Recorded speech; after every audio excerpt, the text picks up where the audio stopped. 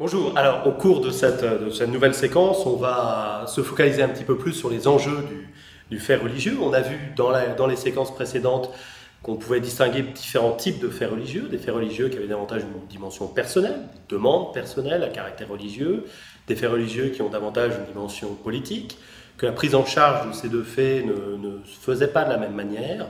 Ça vous appelle plutôt au management, un management pragmatique, factuel pour les demandes personnelles, à caractère religieux, et puis ça fait appel davantage à une implication de la direction de l'entreprise lorsque le fait religieux a une dimension politique. On va donc se focaliser un petit peu plus sur l'impact sur le travail, sur l'entreprise. On va rentrer un petit peu plus sur ce que produit le fait religieux dans les collectifs de travail, en essayant d'analyser comment les personnes, au-delà des dimensions juridiques, au-delà des dimensions un peu théoriques du fait religieux, comment les personnes reçoivent le fait religieux. Qu'est-ce qui se passe quand on a un collègue qui a une pratique religieuse? Qu'est-ce qui se passe quand on est nous-mêmes pratiquants et qu'on a autour de soi des gens qui ne le sont pas? Bref, qu'est-ce que ça produit dans l'espace de travail? Quel type de fait religieux est accepté éventuellement par les personnes? Quel type de fait religieux ne l'est pas?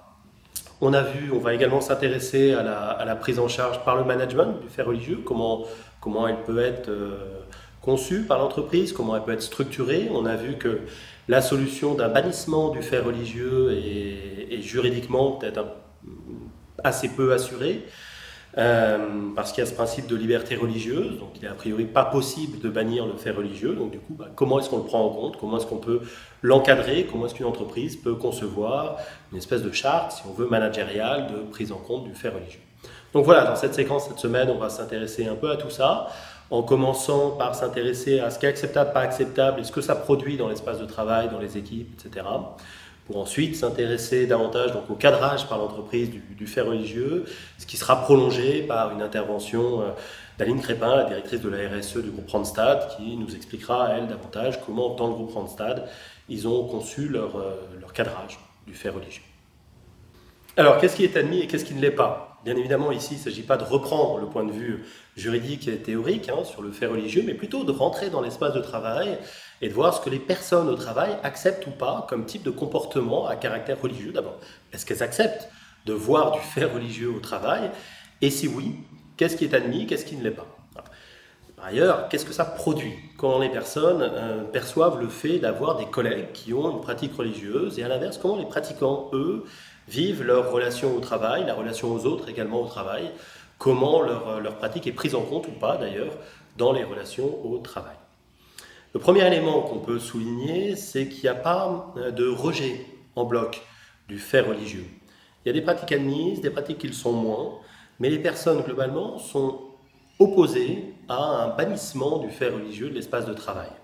C'est assez surprenant parce que le point de vue politique sur le fait religieux, les discours dominants serait de dire que l'entreprise est un espace finalement presque public dans lequel il ne devrait pas y avoir de pratique religieuse et où le principe de laïcité devrait s'appliquer. Ben, lorsqu'on interroge les gens, c'est pas ça.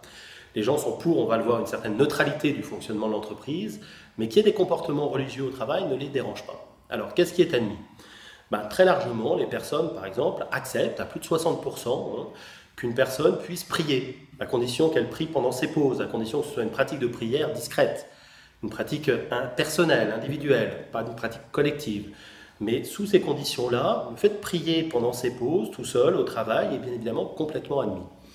Le fait également de demander à pouvoir s'absenter, à pouvoir aménager ses horaires de travail. On a vu que c'était une des demandes les plus importantes, les aménagements d'horaires, de planning, etc., que ce soit à la journée, à la semaine ou sur l'année. Ben ça aussi, c'est tout à fait admis. Les gens, très largement, considèrent que c'est une demande qui est légitime, même si la raison est religieuse. Et les gens considèrent même que le manager n'aurait pas à savoir que la raison est religieuse, en tout cas qu'il n'a pas à se prononcer sur la légitimité d'une raison religieuse. De la même manière, il est tout à fait admis de parler religion au travail, à condition bien évidemment de ne pas faire de prosélytisme, à condition de ne pas perturber le bon fonctionnement des équipes, mais on peut tout à fait discuter religion avec des collègues, ça ne pose a priori pas de problème. Qu'est-ce qui est au contraire rejeté par les personnes? Ce qui va être rejeté par les personnes va correspondre finalement à notre deuxième catégorie de fait religieux, celui qui a une dimension un peu de contrainte, une dimension un peu politique. C'est-à-dire qu'on va bannir, enfin souhaiter bannir de l'espace de travail, par exemple, des prières qui seraient collectives.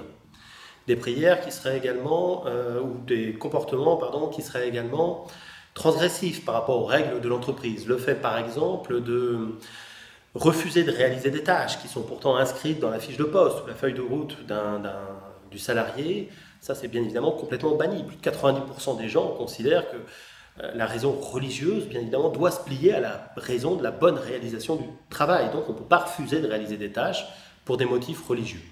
On ne peut pas également refuser de travailler avec quelqu'un pour des motifs religieux. Ça aussi, c'est complètement délégitimé par les personnes. Plus de 90% des gens se prononcent contre, par exemple, le fait de composer des équipes en fonction de la religion et d'accepter qu'une personne ne travaille pas avec des femmes, ne travaille pas sous les ordres d'une femme, ne travaille pas avec des non-coreligionnaires. Voilà, tout ça, c'est complètement proscrit. De même que les personnes sont opposées, c'est important de le souligner, à une institutionnalisation du fait religieux par l'entreprise. Que l'entreprise prenne en compte officiellement des raisons religieuses, par exemple pour concevoir les plannings, pour composer les équipes, ça c'est non. Voilà, les personnes y sont complètement opposées. Ça ne veut pas dire qu'on ne peut pas prendre en compte ces raisons-là ponctuellement, à l'occasion d'un projet, par exemple, parce qu'il y a des caractéristiques un peu spécifiques, et donc ils vont nécessiter peut-être d'être un peu délicats dans la composition de l'équipe, ça pourquoi pas, mais pas en tout cas de manière récurrente, de manière officielle. Également, les personnes sont opposées, c'est important de le noter, dans leur grande majorité, à la mise en place, par exemple, de lieux de prière dans l'espace de travail, ou encore à des menus confessionnels à la cantine de l'entreprise. Les gens, bien évidemment, sont pour qu'il y ait un panel de plats proposés qui permettent de tenir compte des interdits alimentaires, mais ils sont contre des menus confessionnels et affichés comme tels. Voilà. Alors, il y a un point qui est quand même intéressant à souligner, c'est qu'on est là dans les réactions des salariés, ce qu'ils acceptent, ce qu'ils n'acceptent pas, mais dans une vision très française des choses. Je l'ai dit tout de suite, les prières collectives, par exemple, sont interdites. Le fait de commencer une réunion, par exemple, par une prière, serait inconcevable en France. Mais si on décale le point de vue, si on sort de la France, même en y restant un tout petit peu, par exemple en Polynésie, si vous êtes à Tahiti, qu'un conseil d'administration commence par une prière, ça choque personne. Et des grandes entreprises, y compris des entreprises de services publics, commencent leur conseil d'administration, commencent des réunions importantes par une prière. Alors une prière généralement œcuménique, qui va associer toutes les personnes, qui peuvent être de cultes différents, mais une prière malgré tout. C'est également une pratique qui va être assez courante dans les entreprises américaines, où un meeting va commencer par un moment de recueillement, de prière collective, où on va confier le travail à Dieu, etc. Donc on le voit, des choses sont admises en France, sont admises également à l'étranger, des choses qui sont admises à l'étranger ne le sont pas en France. Tout ça dépend bien évidemment du contexte socio-culturel, on va dire, dans lequel on se trouve. Alors, néanmoins, dans le cas français, si on y revient, ce qu'on peut souligner par rapport à ces éléments-là, c'est que les gens ne souhaitent pas bannir le fait religieux du travail. Ils souhaitent que ce soit un fait qui reste personnel, et finalement un fait religieux neutre pour les autres, pour les collègues. C'est-à-dire que je peux prier au travail, mais à condition que ça ne gêne pas mes collègues. Que ce soit une pratique personnelle, privée finalement. Voilà. Donc pendant le temps privé, c'est-à-dire le temps de pause et dans un espace qui est approprié. En revanche, je ne peux pas aller chercher d'autres collègues pour prier avec moi, je ne peux pas organiser une prière collective, encore moins pendant le temps de travail. Ce sont des pratiques qui sont totalement rejetées. De la même manière, je peux avoir un signe religieux, mais à condition que ça ne gêne pas la réalisation du travail, que ça, on va dire, n'engage pas l'image de l'entreprise par rapport à des clients. Voilà. On va tout à fait accepter que quelqu'un porte une kippa, porte une croix par exemple, mais à condition qu'il sache peut-être l'enlever ou la cacher au moment où il va rencontrer des clients, ou peut-être parler au nom de l'entreprise, que ce soit à des salariés ou à des personnes extérieures. De la même manière, on va accepter qu'une personne parle religion avec ses collègues, mais à condition que ce ne soit pas inapproprié et surtout que ce ne soit pas ni agressif, ni pour essayer de convaincre des collègues de se convertir, par exemple, à un culte ou à un autre. Alors, une autre question sur laquelle il faut se pencher, c'est quand on a un collègue qui a un comportement religieux, qu'est-ce qui se passe? Est-ce qu'on l'accepte? Est-ce qu'on ne l'accepte pas? Qu'est-ce que ça produit? Comment on le perçoit? Voilà. Ça, c'est une question qui est particulièrement intéressante parce qu'il y a une évolution sur les réponses qui sont apportées à cette question par les gens, par les salariés, sur ces dernières années. Une évolution qui est très liée à l'actualité du fait religieux, non pas en entreprise, mais dans la société. lorsque le fait religieux, que la place des religions pose question, éventuellement lorsque le fait religieux est associé à des événements qui peuvent être des événements dramatiques, comme par exemple des attentats, des conflits, etc., on voit immédiatement une sorte de crispation dans les espaces de travail entre les pratiquants et les non-pratiquants. Une crispation qui est d'ailleurs ressentie par les pratiquants, quelle que soit la religion. Et à l'inverse, lorsque la question religieuse disparaît un peu des écrans de télévision, cette thématique-là s'apaise et on voit très clairement dans les études que les choses s'améliorent et que l'image de la religion au travail progresse. Alors globalement, qu'est-ce qu'on remarque, qu'est-ce qu'on mesure sur ces dernières années ?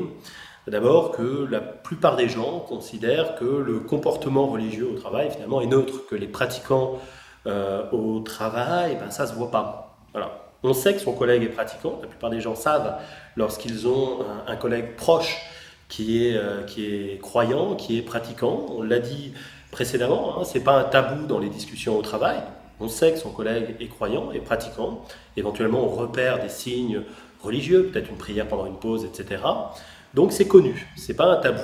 Voilà. Ce n'est pas un tabou, mais pour autant, ce n'est pas perçu positivement.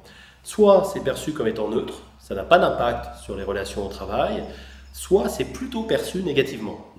Dans à peu près 20% des cas, c'est considéré comme étant une chose positive. Dans un peu plus de 30% des cas, c'est considéré comme une chose plutôt négative. Et dans un peu plus de 40% des cas, c'est considéré comme quelque chose qui n'a pas d'impact sur les relations au travail. Alors lorsque c'est considéré comme positif, lorsque les gens portent sur la pratique de leurs collègues un regard positif, en tout cas qu'ils considèrent que ça a une influence positive sur les relations au travail, c'est quoi ?